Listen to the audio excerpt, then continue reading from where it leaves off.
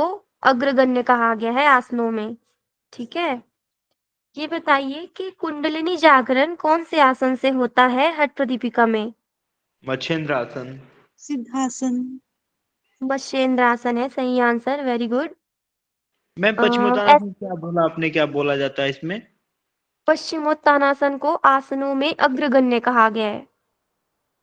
मैंने कल बताया था ना कि इससे भी क्वेश्चन बनता है कि कौन से आसन को किस नाम से पुकारा जाता है। तो पश्चिमोत्तानासन को अग्रगण्य कहा गया है स्वात्माराम जी के द्वारा। ठीक है, तो ये याद रखना। ऐसा कौन सा आसन है जो विष को भी पचा सकता है? मयूरासन। मयूरासन। मयूरासन में बताया गया है। Very good. ऐसा कौन सा आसन है जिसका अभ्यास करने से उदर पतला होता है? मैम ये पश्चिमोत्तानासन बताया उत्तानासन था। बताया था आपने। कौन सा? पश्चिमोत्तान। हाँ, वेरी गुड। पश्चिमोत्तानासन से क्या होता है? उदर पतला होता है। सिद्धासन के कौन कौन से नाम बताए गए हैं?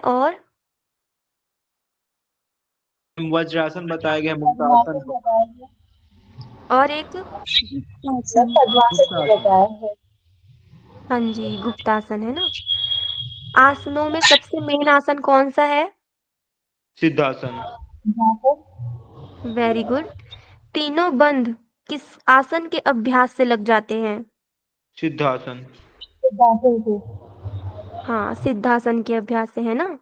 यमों में जो 10 यम होते हैं उनमें से सबसे मेन किसे कहा गया है हठ प्रदीपिका में? मिताहार। मिताहार।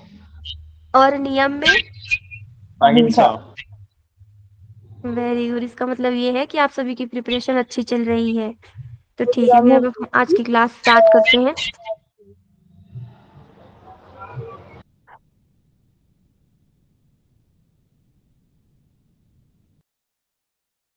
स्क्रीन शेयर हो रही है आप सभी को? Yes ma'am. ओके।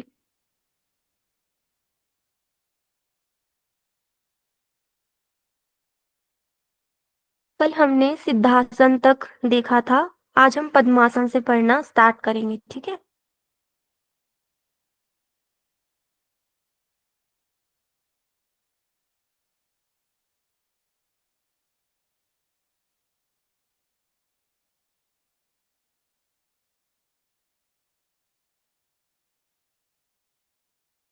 ठीक है। तो यहाँ से 44 नंबर के श्लोक से पद्मासन का वर्णन स्टार्ट होता है। तो स्वामी स्वात्माराम जी ने पद्मासन के बारे में पहले इसकी विधि बताई है, फिर इसके लाभ बताए हैं।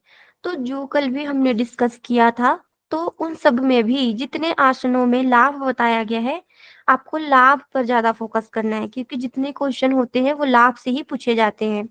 ठीक है, तो सिद्धासन, मयूरासन, मत्स्येंद्रासन, इन सब पे जितने भी लाभ दिए होंगे ना, आप अच्छे से याद कर लेना। तो देखिए इसमें क्या कहा गया है, पद्मासन की विधि क्या बताई गई है? वामोरूपरि दक्षिणं च चरणं संस्थाप्य वामं तथा दक्षोरूपरि पश्चिमेन विधिना धृत्वा कराभ्यां दृढम् अंगुष्ठो हृदये निधाय चिबुकं नासाग्रां लोकयेत् एतद् व्याधि विनाशकारी यमिनां पद्मासनं प्रोच्यते। अर्थात बाईं जंघा के ऊपर दाहिना पांव तथा दाहिनी जंघा के ऊपर बायां पांव स्थापित करके, मतलब रखकर, दोनों हाथों को पीछे की ओर ले जाकर दाहिने हाथ से अंगूठे को तथा बाएं हाथ से बाएं अंगूठे को पकड़ना है। इसके पश्चात हृदय प्रदेश को ठुड्डी में लगाना है, अर्थात जालंधर बंद लगाना है। और दृष्टि कैसी होगी? नासिकाग्र दृष्टि। तो यही क्या है? पद्मासन है, ऐसा योगियों के द्वारा कहा गया है। तो इसमें जो इसकी विधि बताई गई है वो किस तरफ इशारा कर रही है? बद्ध पद्मासन की तरफ। अर्थात दोनों जो हमारे पैर के तलवे हैं उनको दोनों अपोजिट जगहों पर रखना है। फिर अपने दोनों हाथों को पीठ की तरफ से अल्टरनेट पोजीशन में लेके जाना है। उसके बाद दोनों पैर के तलवों के अंगूठों को पकड़ना है अपोजिट करके। तो ये कौन सी स्थिति होती है? बद्ध पद्मासन की होती है ना। तो बद्ध पद्मासन में बैठकर क्या करना है? जालंधर बंध लगाना है यहाँ पे बोला गया ना कि हृदय प्रदेश को ठुड्डी में लगाना है। इसका मतलब क्या है कि जालंधर बंद लगाकर नासिकाग्र दृष्टि रखनी है, नासिका के अग्रभाग में दृष्टि रखनी है, यही पद्मासन है। ठीक है, तो ये आप कंफ्यूज मत होना, इसमें पद्मासन जो हम अभी के समय में करते हैं उससे बिल्कुल भी डिफरेंट है। इसमें बद्ध पद्मासन वाली स्थिति बताई गई है कि बद्ध पद्मासन में बैठना ही क्या है, पद्मासन है। और इसका क्या लाभ बताया गया है कि यह पद्मासन सभी रोगों को नष्ट करने वाला है। जितने भी हमारे शरीर में रोग उत्पन्न होते हैं उन सभी रोगों को नष्ट करने वाला ही पद्मासन कहा गया है। तो ये उसका लाभ हो गया और ये इसकी विधि हो गई। ये पहली विधि है पद्मासन की। अब आगे हम देखते हैं दूसरी विधि कौन सी है। दूसरी विधि में बताया गया है दोनों पैरों के तलवों को ऊपर की ओर करके जंघाओं पर रखना है। उसके बाद ठुड्डी को हृदय प्रदेश में रखकर हथेली को दूसरी हथेली पर रखनी है, एक हथेली को दूसरी हथेली पर। तो ये कौन सी पोजीशन होती है, ध्यान मुद्रा वाली ना, जिसमें हम एक हाथ की हथेली में दूसरे हाथ को रखते हैं। उसके पश्चात क्या करना है, प्राण को धीरे धीरे ऊपर उठाना है, मतलब प्राण को ऊपर की ओर धकेलना है। ठीक है, उसके बाद है नासिकाग्र दृष्टि रखना है। और कैसा करना है, जीभ को तालू के अग्रभाग में लगाए, अर्थात खींचनी मुद्रा की बात की गई है। तो इसमें क्या पोजीशन बताई गई है पद्मासन की, कि जैसे हम अभी के समय में पद्मासन करते हैं, दोनों पैरों को, जो दोनों पैर के हमारे तलवे होते हैं उनको दोनों जंघाओं पर रखना है। उसके बाद जालंधर बंद लगाना है। फिर उसके बाद जो हमारी हाथ की पोजीशन होगी वो कैसी होगी, ध्यान मुद्रा जो हम लगाते हैं ना उस वाली कंडीशन में होगी हमारी हाथ की हथेलियां। फिर उसके बाद प्राण को ऊपर की तरफ खींचना है धीरे धीरे। उसके बाद हमारी जो दृष्टि होगी वो होगी नासिका के अग्रभाग में।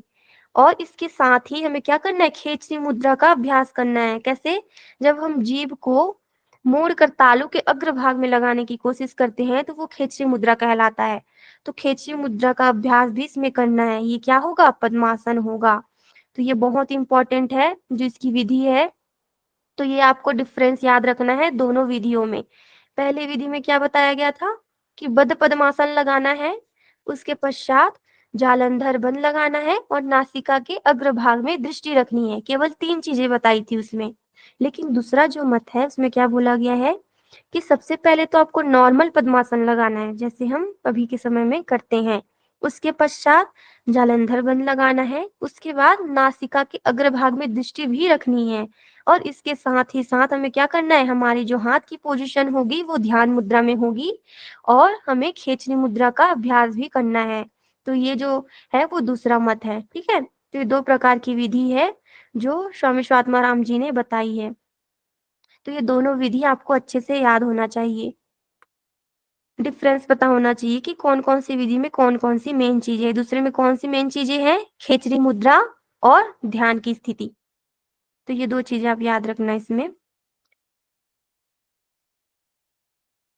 इसके बाद क्या कहा गया है, इदम पद्मासनम प्रोक्तम सर्वव्याधि विनाशनम दुर्लभम येन केनापि धीमता लभ्यते भुवि। इसमें पद्मासन का लाभ बताया गया है। क्या कहा गया है, इदम पद्मासनम प्रोक्तम, अर्थात इसे पद्मासन कहते हैं। किसे, सर्वव्याधि विनाशनम, जो सभी व्याधियों को क्या करने वाला है, नष्ट करने वाला है। जो सभी व्याधियों को नष्ट करने वाला है उसे ही पद्मासन कहते हैं। और क्या है, दुर्लभम, दुर्लभम के नापी, दुर्लभ है, ये बहुत ही क्या है, दुर्लभ है, जो हर किसी को प्राप्त नहीं हो सकता। और ये किसे प्राप्त होगा, धीमता लभ्यते भुवि, भुवि अर्थात बुद्धिमान, जो सबसे बुद्धिमान योगी होगा उसे ही यह प्राप्त होगा। तो इसमें क्या क्या इसके लाभ बताए गए हैं, पहला कि यह सभी व्याधियों को नष्ट करने वाला है, व्याधि किसे कहते हैं, रोगों को। दूसरा कि अत्यंत क्या है, दुर्लभ है। क्यों दुर्लभ है, क्योंकि यह हर किसी को प्राप्त नहीं हो सकता है। और किसे प्राप्त होगा, जो केवल बुद्धिमान होगा, जो बुद्धिमान होगा केवल वही इसे प्राप्त कर सकता है। ठीक है, तो ये जो है वो है मेन पॉइंट इसका, कि बुद्धिमान लोग ही बस इसे प्राप्त कर सकते हैं। तो ये आपको याद रखना है। तो ये हो गया पद्मासन। और ये मत किसका था? स्वामी मत्स्येंद्रनाथ जी का। जो पहला वाला मत था वो सिद्धू के द्वारा बताया गया है और जो दूसरा मत है वो स्वामी मत्स्येंद्रनाथ जी ने कही है ये बातें। ठीक है। उसके बाद जो ये वाली विधि है ये इम्पोर्टेंट नहीं है, बाकी जो स्टार्टिंग के जो 2 विधि हमने अभी डिस्कस करी है वो दोनों मेन इम्पोर्टेंट है, वो दोनों उन दोनों पर आपको ज़्यादा फोकस करना है, ये वाला आपको नहीं पढ़ना है। ठीक है।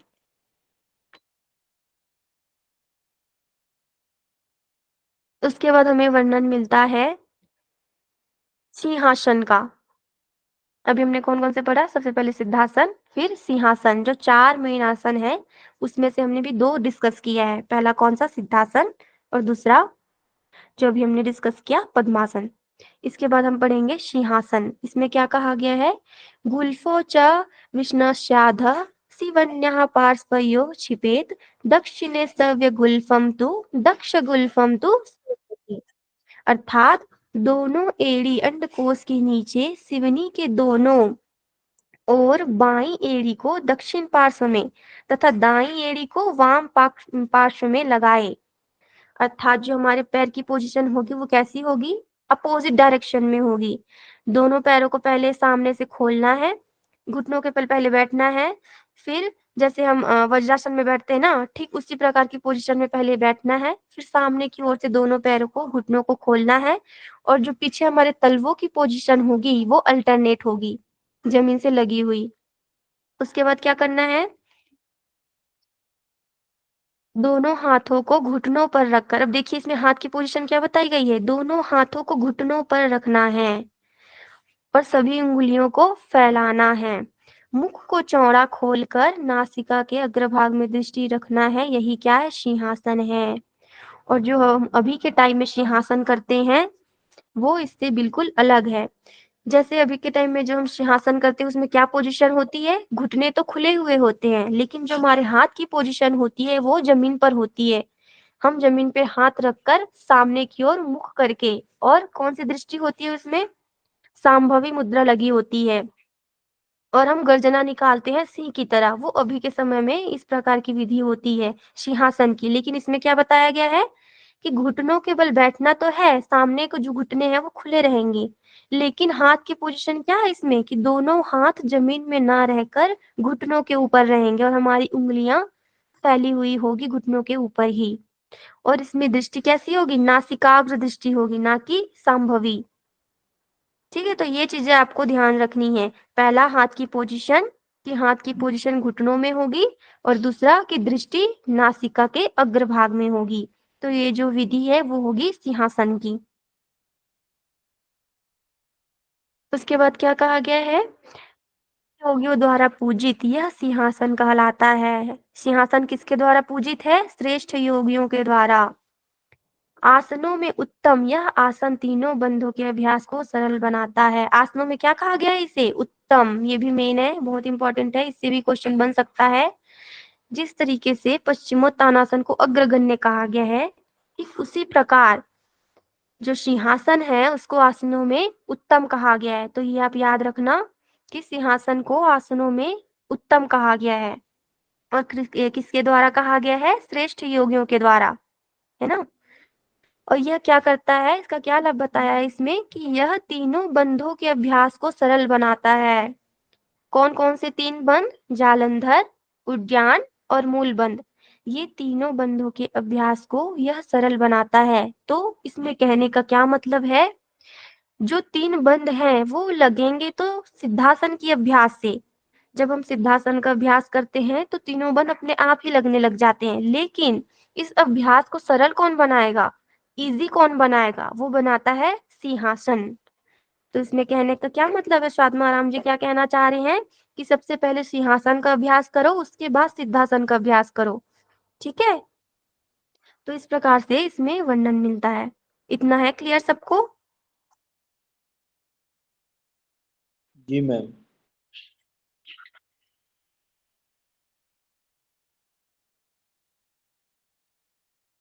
एक सेकेंड।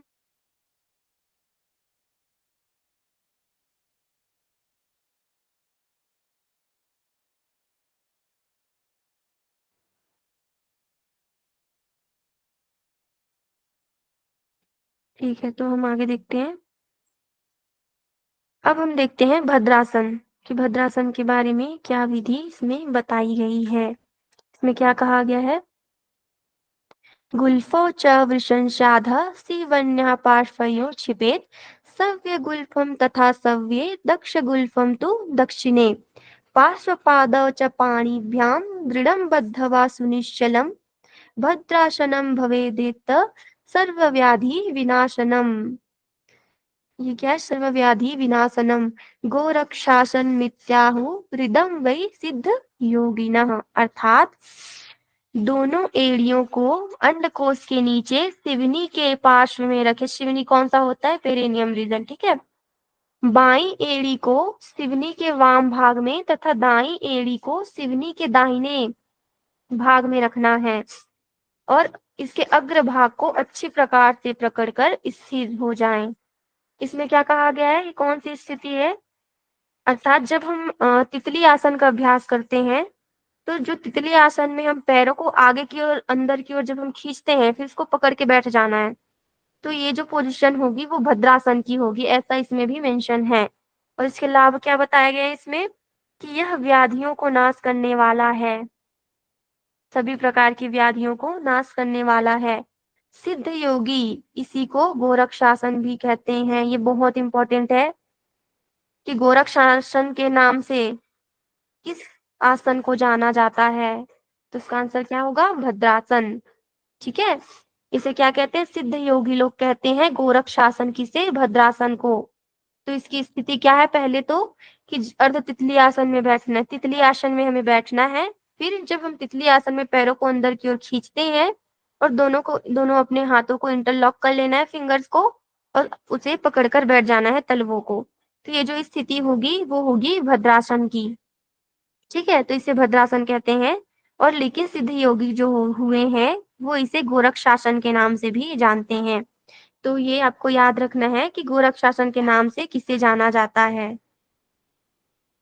इसका लाभ क्या बताया गया है कि यह सभी व्याधियों को नाश करने वाला है, सभी रोगों को दूर करता है।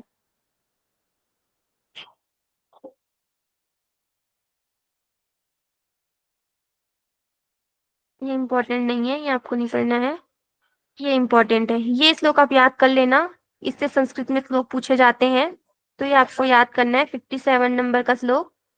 इसमें क्या कहा गया है? यहाँ से मिताहार की चर्चा स्टार्ट होती है। इसमें क्या कहा गया है? ब्रह्मचारी मिताहारी त्यागी योग परायण अब्दा दूर्ध्वं भवेत सिद्धो नात्र कार्य विचारणा।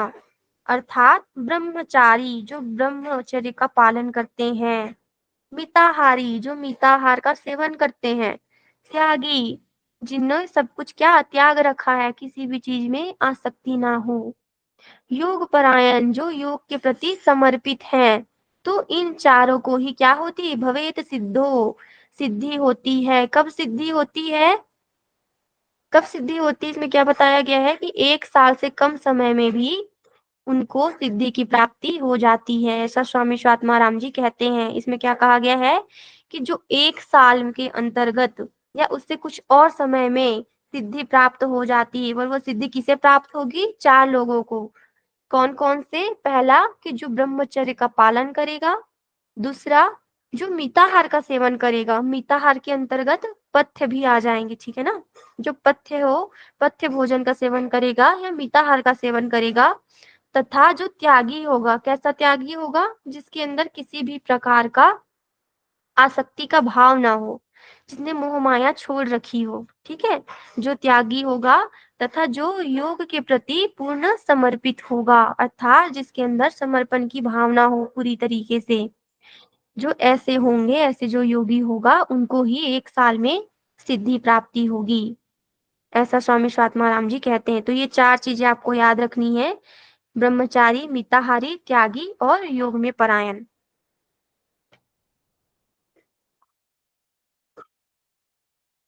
ये है बहुत ये भी संस्कृत में याद करना है श्लोक आपको।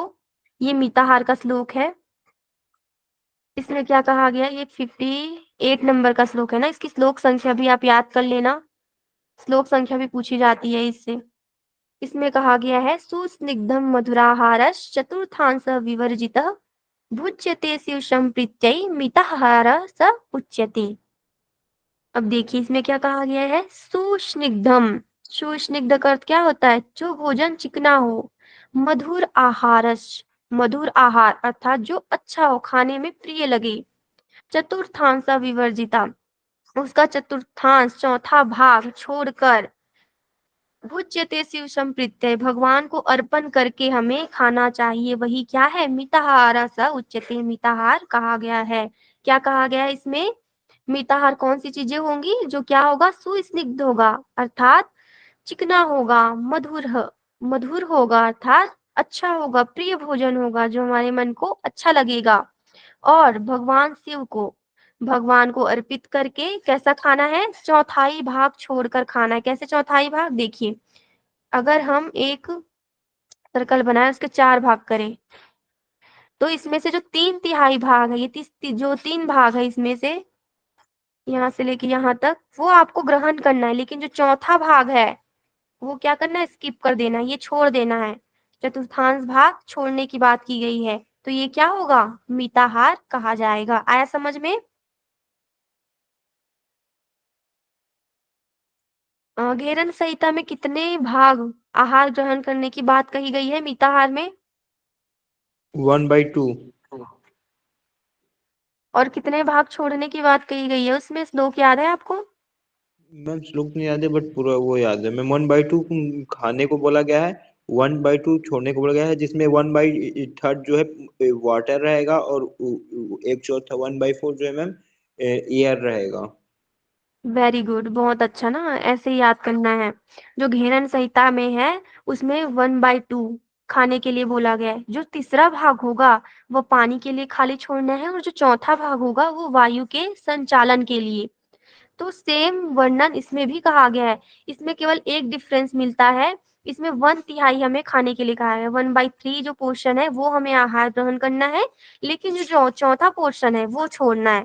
ठीक है, तो ये डिफरेंस आप याद रखना, जो इसमें चौथा है वो छोड़ना है, लेकिन उसमें 2 पोर्शन छोड़ने के लिए कहा गया घेरन संहिता में, एक पानी के लिए और दूसरा वायु के लिए।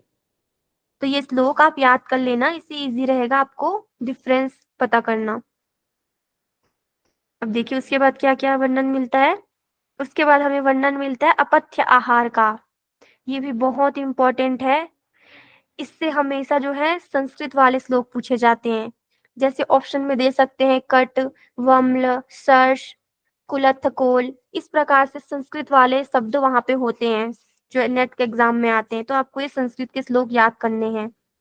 ठीक है, इसमें देखो क्या कहा गया स्वात्माराम जी ने के द्वारा, कट वम्ल तीक्ष्ण लवनोष्ण हरित शाक शौविर तैल तिल शर्षभ मध्य मत्स्यान आजादी मांस दधि तक्र कुलत्थ कोल पिण्याक हिंगुल शुनाद्य पथ्यमाहु। अब इसको ध्यान से देखना आप सभी, मैं एक एक वर्ड का मीनिंग बताते जा रही हूँ।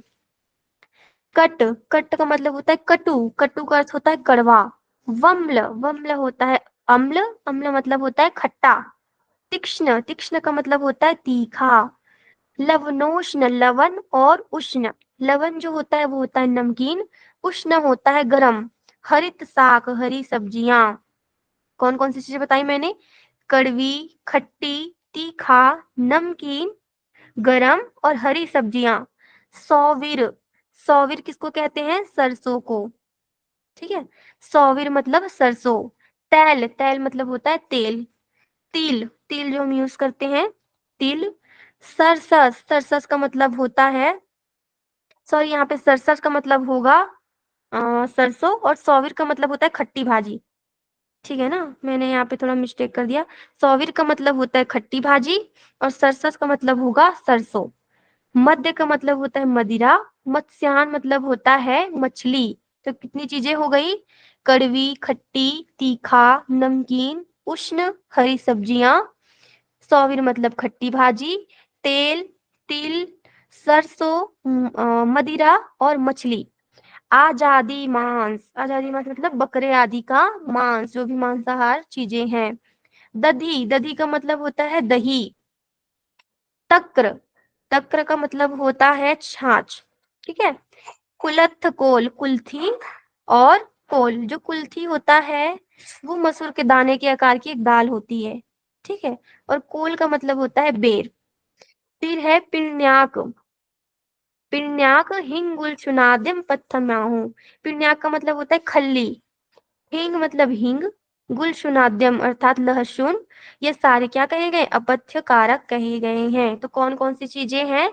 सबसे पहला है कड़वा, खट्टा, तीखा, नमकीन, गरम, हरी सब्जियां, खट्टी भाजी, तेल, तिल, सरसों, मद्य मतलब मदिरा, मछली, बकरे आदि का मांस, दही, छाछ, कुल्थी, बेर, खल्ली, हींग और लहसुन। ये जितनी सारी चीजें हैं ये सारे अपथ्य कारक हैं एक योगी के लिए। अपथ्य कारक मतलब जो योग मार्ग में क्या है, एक तरीके से विघ्न कहे जा सकते हैं। तो ये सारी चीजों का हमें त्याग कर देना चाहिए। तो इस प्रकार से अपथ्य का वर्णन स्वामी स्वात्माराम जी करते हैं।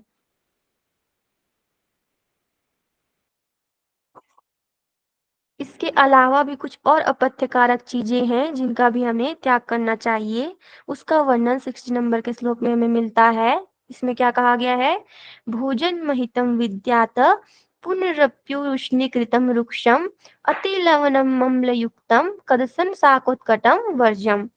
भोजन महितम विद्यात पुनरस्यो उष्णीकृतम, इसका मतलब होता है पुनः गर्म किया हुआ, और जो क्या हो, बहुत अधिक नमक और खट्टाई वाला हो, खट्टी वाली चीजें हो। रुक्षम रूखा हो, जिसमें रस ना हो किसी भी प्रकार का, सूखा सूखा भोजन। अति लवण मम्ल युक्त, बहुत ज्यादा नमकीन और खट्टी वाली चीजों से बना हो।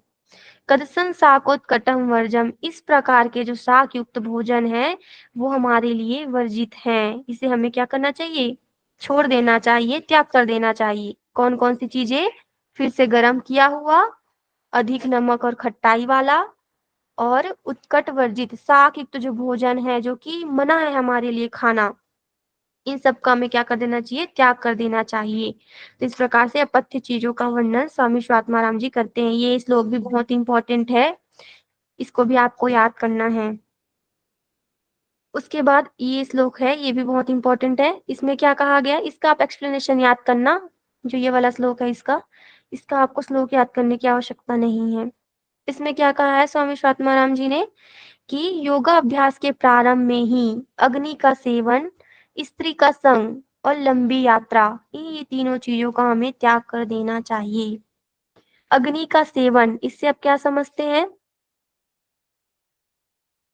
अग्नि में हम जो अग्नि ताप किया जाता है ना, इससे हमारे शरीर में हीट बढ़ेगा, इसलिए अग्नि ताप करना चाहिए। ओके, और कोई आंसर देना चाहेगा? उष्ण भोजन, उष्ण भोजन, अग्नि का सेवन।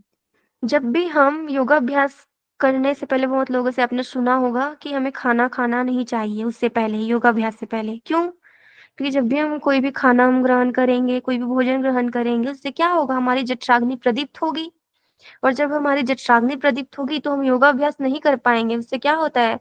वॉमिटिंग सेंसेशन आता है कुछ भी खाने के बाद करने से। तो इसलिए बोला गया है कि अग्नि का सेवन अर्थात भोजन का त्याग, भोजन नहीं करना चाहिए हमें योगा अभ्यास से जस्ट पहले। स्त्री का संग, स्त्री का संग से मतलब है ऐसी स्त्रियों से वार्तालाप नहीं होनी चाहिए, उनके साथ नहीं रहना चाहिए जो कि हमें गलत मार्ग की ओर लेकर जाए। लंबी यात्रा मतलब बहुत ज्यादा जिसमें हमें प्रयत्न करना पड़े। लंबी यात्रा का मतलब बहुत दूर, बहुत ज्यादा हमें एफर्ट लगा के, जैसे बहुत लोग जाते हैं क्राफ्टिंग वगैरह करने, है ना, तो इस तरीके की यात्रा नहीं करनी चाहिए योगाभ्यास से जस्ट पहले। इससे क्या होगा? अगर हम लंबी यात्रा करेंगे, बहुत ज्यादा वीकनेस होगी हमारी बॉडी में, हम योगाभ्यास कर नहीं पाएंगे। अगर स्त्री संग होगा तो भी हमारे लिए अच्छा नहीं होगा, क्योंकि हमारा मार्ग प्रशस्त नहीं हो पाएगा। ठीक है, अग्नि का सेवन अधिक ज्यादा अगर हम भोजन कर लेंगे तो उससे भी हमें बहुत सारी दिक्कतें हो सकती है। तो इसलिए इन 3 चीजों का भी त्याग हमें योग अभ्यास से पहले कर देना चाहिए, ऐसा स्वामी स्वात्माराम जी करते हैं। ठीक है, ठीक इसी प्रकार वर्णन गोरक्षनाथ जी के द्वारा भी किया गया है। ये भी आपको याद रखना है, ठीक है, कि गोरक्षनाथ जी ने क्या चीजें और ऐड ऑन करी है। तो गोरक्षनाथ जी ने क्या बताया है कि मैं भी अग्नि का पूछता से हाँ जी, मैम ये जो अग्नि का आप बोल रही हैं, तो मैं मेरे पास बिहार स्कूल ऑफ मुंगेर की जो हठ योग प्राध्यापिका है, उसमें मैम लिखा हुआ है कि स्टैंड और work near of fire exhausted the प्राणा। मतलब इसमें ये लिखा हुआ है कि मतलब कोई भी योगाभ्यास जो है आपको अग्नि के पास नहीं करना चाहिए। उसमें ट्रांसलेशन की बात कर रहे हैं कि उसमें ऐसा लिखा हुआ है। हाँ मैम। देखो ऐसा है ना कि कोई भी अगर श्लोक संस्कृत में लिखा होता है तो उसका एक्सप्लेनेशन बहुत तरीके से हो सकता है। ठीक मैंने है आपको मैम। एक चीज बोली थी कि ज्योत्सना टीका जो है उसमें एग्जैक्ट एक्सप्लेनेशन मिलता है हठ प्रदीपिका का। तो जो मैं अभी आपको बता रही हूँ वो ज्योत्सना टीका का ही है। जो एक्यूरेट एक्सप्लेनेशन है ना वो ज्योत्सना टीका की अच्छी होती है। तो ठीक अग्नि है का मैम। सेवन जो मैंने अभी बताया आपको वो एक्यूरेट है। ठीक है। ठीक है, तो और हम आगे बढ़ते हैं फिर।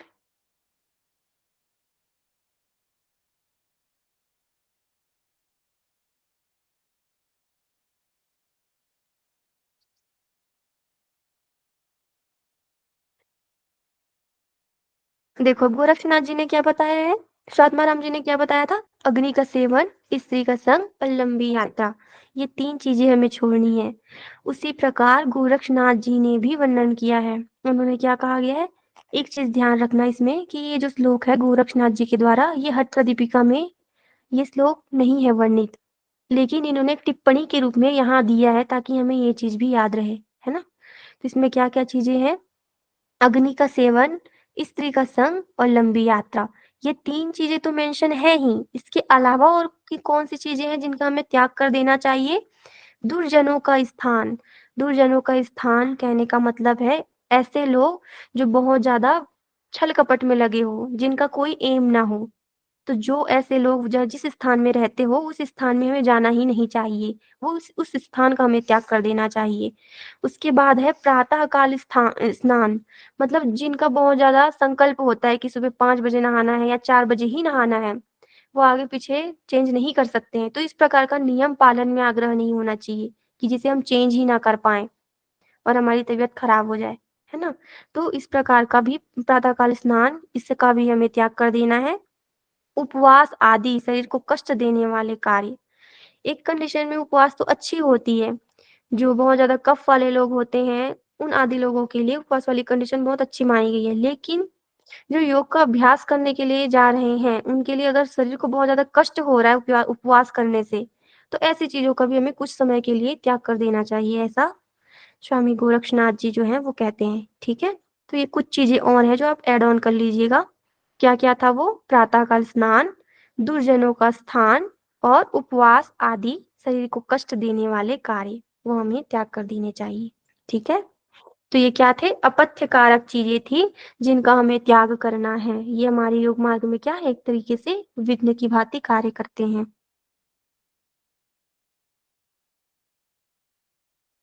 अब यहाँ से हमें वर्णन मिलता है पथ्य कारक भोजन का।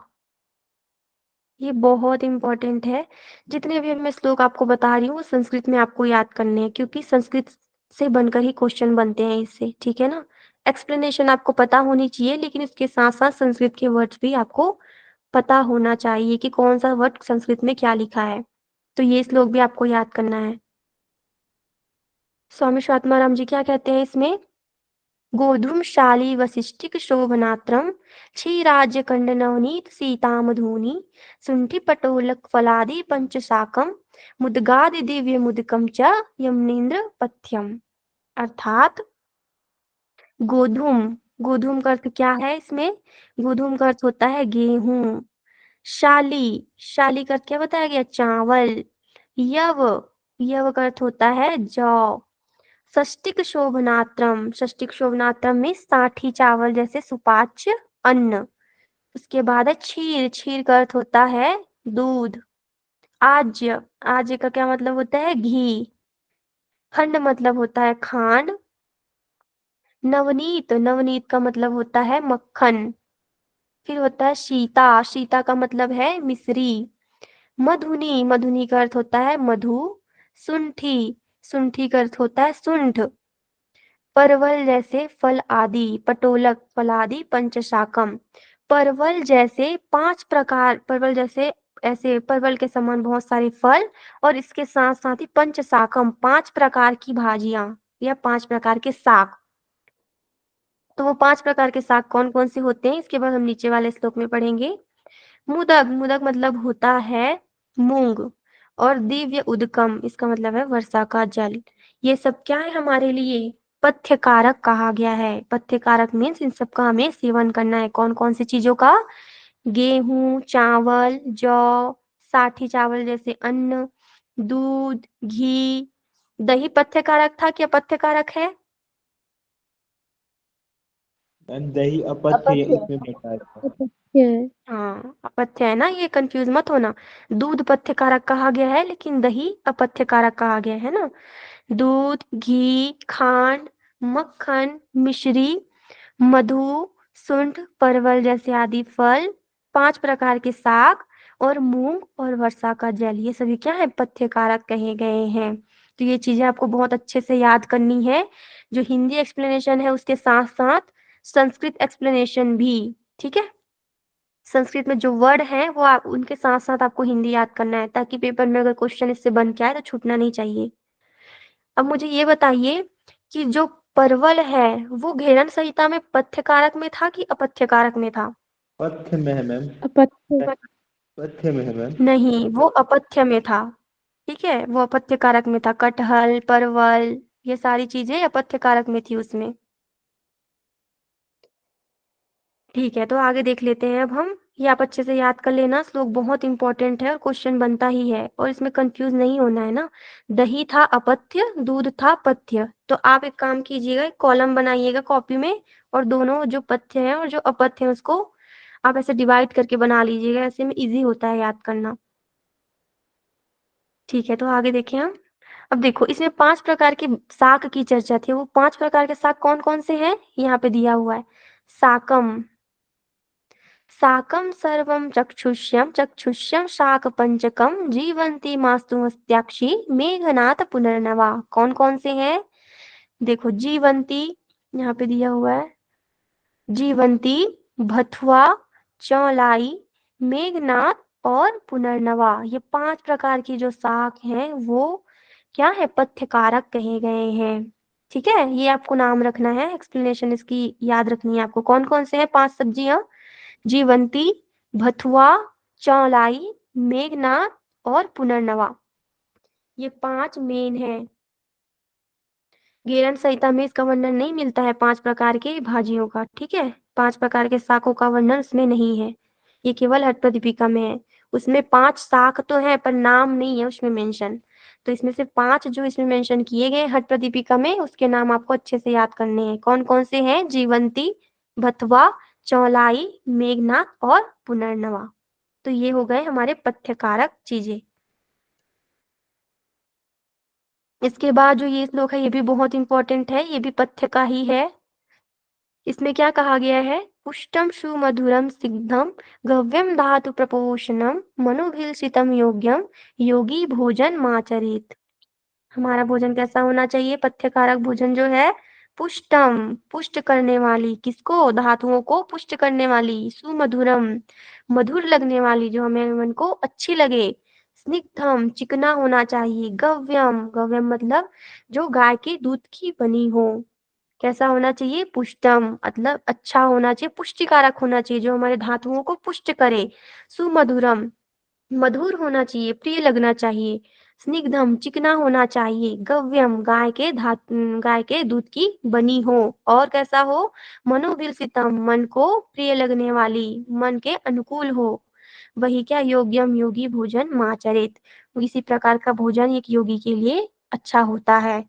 ठीक है, तो ये चीजें भी आपको याद रखनी है। कौन कौन सी चीजें कही गई है? पहला कि पुष्टिकारक हो, सुमधुर हो, स्निग्ध हो और गाय के दूध की बनी हो, धातुओं को पुष्ट करने वाली हो और मन के अनुकूल हो, वह भोजन हमारे लिए पथ्यकारक कहे गए हैं।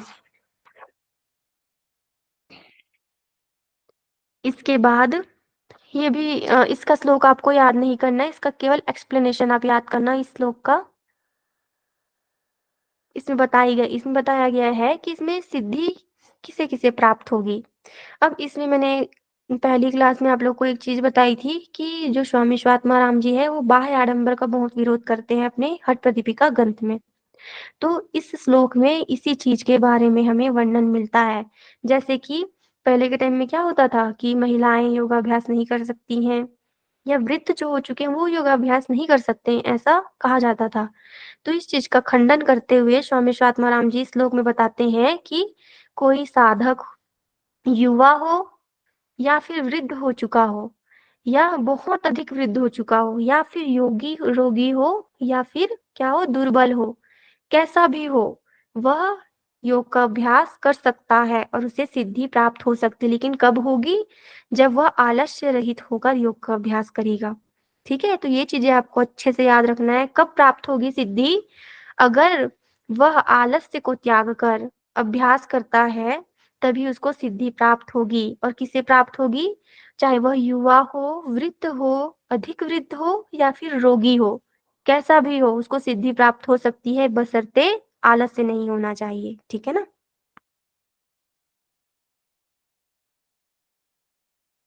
अब देखो आगे के श्लोक में भी बाह्य आडंबर का विरोध किया है स्वामी स्वात्माराम जी ने। कैसे किया है कि अभ्यास करने से ही योग में सिद्धि प्राप्त होती है, बिना अभ्यास के नहीं। है ना? योग में सफलता केवल शास्त्र पढ़ने से नहीं होती है। अर्थात क्या कहना चाह रहे हैं कि सफलता के लिए जरूरी है अभ्यास करना, और ऐसा नहीं एक दिन हमने अभ्यास किया दूसरा दिन छोड़ दिया। वो कंटिन्यूटी होनी चाहिए हमारी प्रैक्टिस में। तो यही सेम बात किसने करी है? महर्षि पतंजलि ने भी करी है। किसी को याद है उनका श्लोक? अभ्यास वैराग्य में तंजीर था।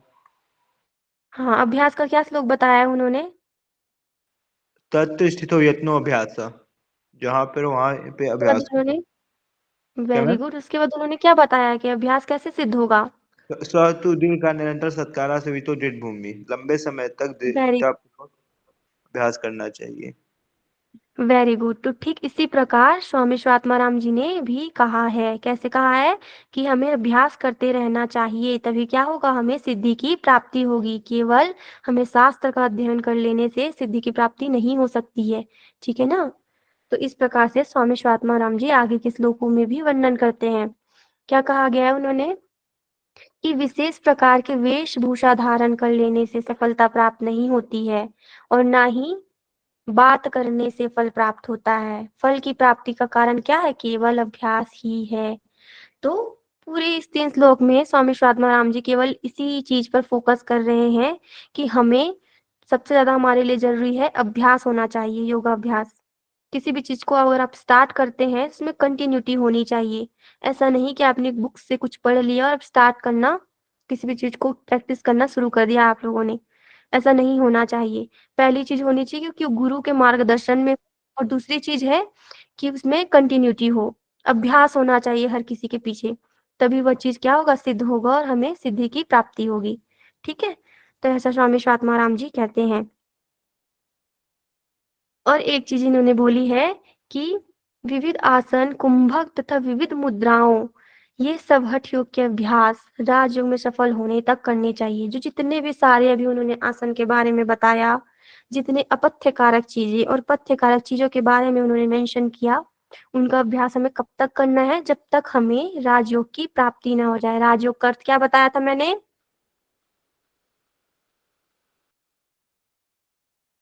राजयोग का अर्थ क्या बताया था मैंने? किसी को भी याद नहीं है? मैम समाधि बताया था। हाँ, राजयोग का अर्थ क्या होता है? समाधि। तो इसमें अल्टरनेट क्या कहना चाह रहे हैं? वो किस तरफ इंडिकेशन कर रहे हैं? इंडिकेट कर रहे हैं कि हमें जब तक कि समाधि की प्राप्ति ना हो जाए तब तक हमें प्रैक्टिस नहीं छोड़नी है। चाहे हम आसन की प्रैक्टिस करें, चाहे हम प्राणायाम की करें या फिर मुद्राओं की करें, सब में कंटिन्यूटी होनी चाहिए और तब तक होनी चाहिए जब तक हमें राजयोग अर्थात समाधि प्राप्त ना हो जाए। ठीक है? तो इसी के साथ ये हमारा पहला उपदेश कंप्लीट होता है। और मैं आप लोगों को एक बार मेन श्लोक, मैं इसमें जो पहला चैप्टर है उसमें से एक बार टिक करवा देती हूँ। आप लोग टिक कर लीजिएगा या फिर नोट डाउन कर लीजिए जो आपको संस्कृत में जो श्लोक याद करने हैं। ठीक है? ये हमारा पहला उपदेश कंप्लीट हो गया। मैं आपको एक बार बता देती हूँ जल्दी जल्दी। ये श्लोक आप लोग को नहीं करना है याद।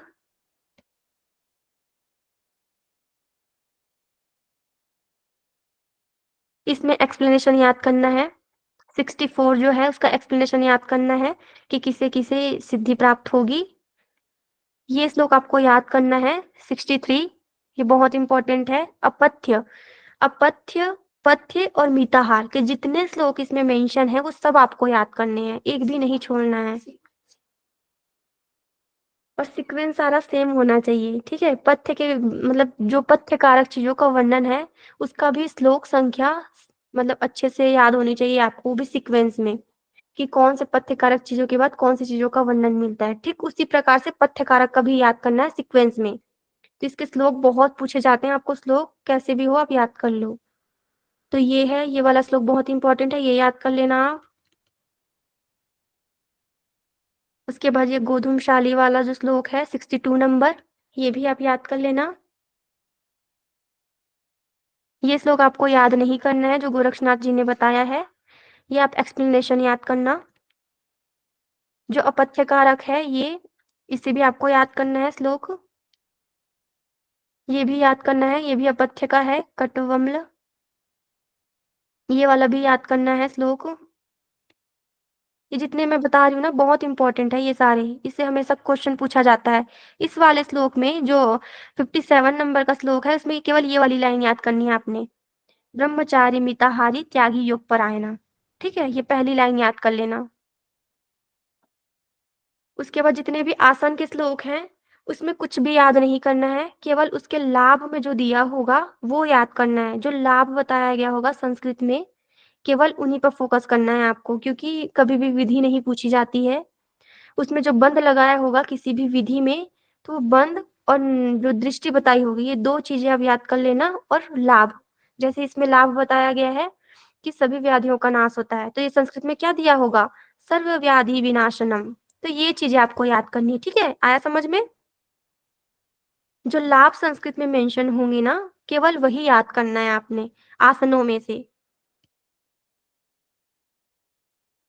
इसके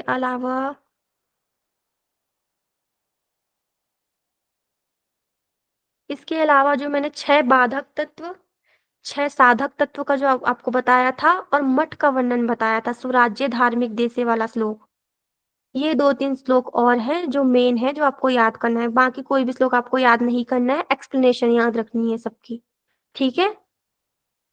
अब किसी का कोई क्वेश्चन हो तो आप पूछ लीजिए, फिर हम आज की क्लास बंद करते हैं।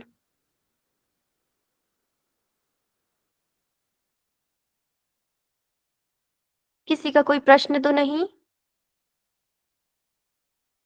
नहीं मैम। ओके, बहुत ज्यादा फास्ट तो नहीं हो रही है क्लास? नो नहीं मैम। मैम, ठीक है मैम। ओके ठीक है, तो हम एक बार शांति पाठ कर लेते हैं फिर हम आज की क्लास समाप्त करेंगे। ओम शांतिः शांतिः शांतिः, सर्वारिष्टसु शांतिर्भवतु। ठीक है, आप सभी लेफ्ट कर सकते हैं।